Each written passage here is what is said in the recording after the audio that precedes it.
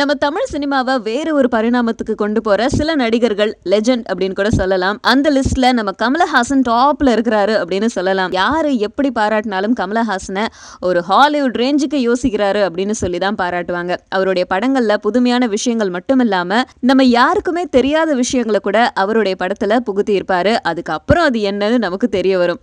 எக்ஸாம்பிளா தசாவதாரம் படத்துல எப்போலோ அப்படிங்கிற வார்த்தையை அவர் யூஸ் பண்ணியிருப்பாரு. இப்போ எப்போலோனா என்ன அப்படிங்கிறது நம்ம எல்லாருக்குமே தெரிஞ்சிருக்கும். ஆனா அந்த படம் வரும்போது யாருக்குமே தெரிஞ்சிருக்காது.